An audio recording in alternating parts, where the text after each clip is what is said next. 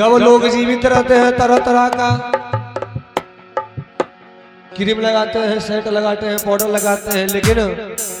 कहा कि सब कुछ पर घमंड करना चाहिए, लेकिन भगवान का दिया हुआ रूप पर कभी घमंड नहीं करना चाहिए कि हमरा से अच्छा दुनिया में कोई नहीं है। कहा कि दुनिया में आप कितना सुंदर है, लेकिन सबसे कितना भी सुंदर है चेहरा है, लेकिन सबों का श्रृंगार एक दिन माटी में ही होता है अंत समय में। कहा और की एक दिन आहो माटिए में सबही हो जाओ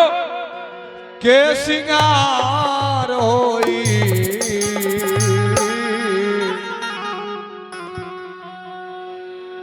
जब पिंजरा से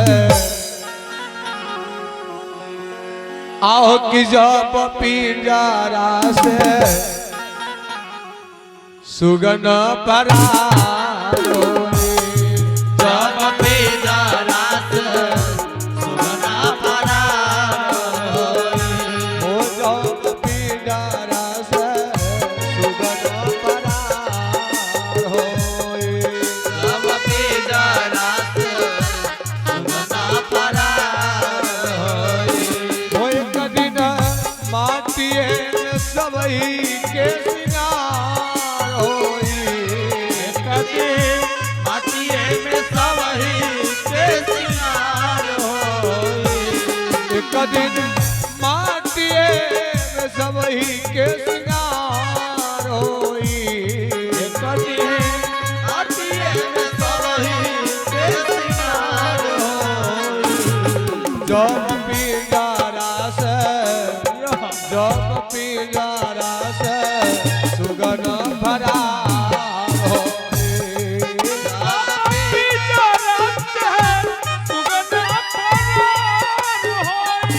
ओ जब पिंजरा से पंछी फरार होई, जब पिंजरा से पंछी फरार होई,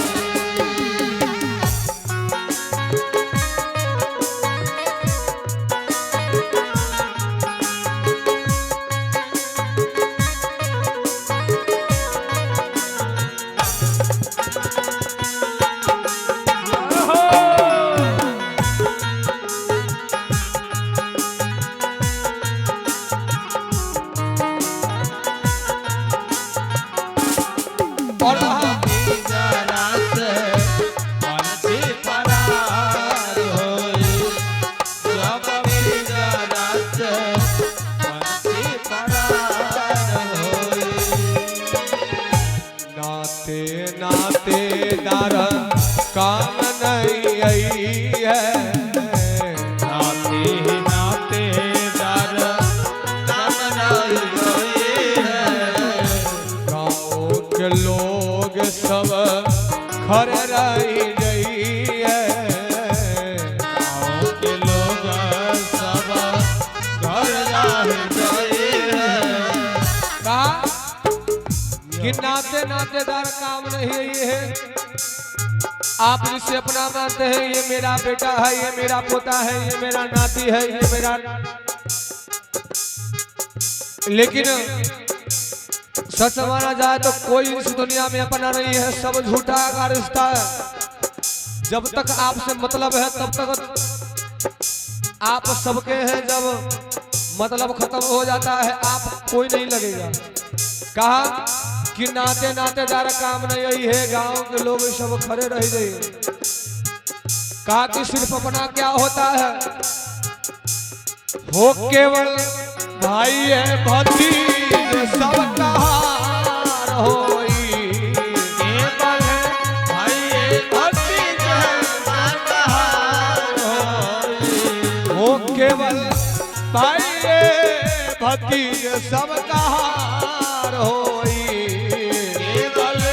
भाई भतीज सब कहार होई, जब पिंजरा से सुगन फरार होई, जब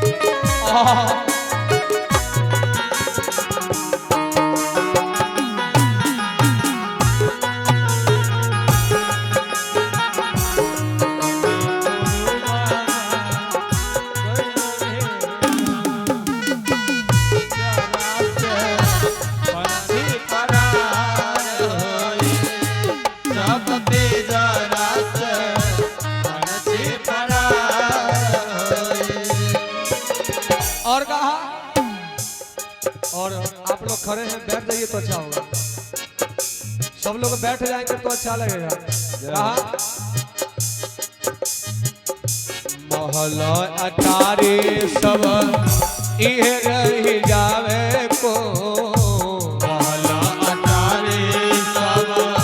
इहे रही जावे को, धन और दौलती के हो साथ नहीं जावे को,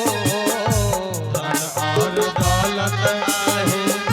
साथ नहीं जावे को। का कि महल अटारी सब यही रह जाएंगे, धन दौलत के उस साथ नहीं जाएंगे। कहा कि आप जो जिंदगी भर कमा कमा के घर बनाते हैं, परिवार चलाते हैं, लेकिन जब जाने का समय होता है न कुछ लेके आए हैं न कुछ लेके जाना है, कुछ साथ में नहीं जाता है। कहा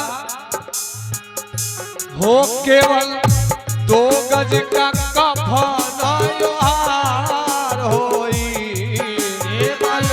2 गज के कफन लोहार होई, केवल 2 गज का कफन लोहार होई, केवल 2 गज के कफन लोहार होई। जब पिंजरा से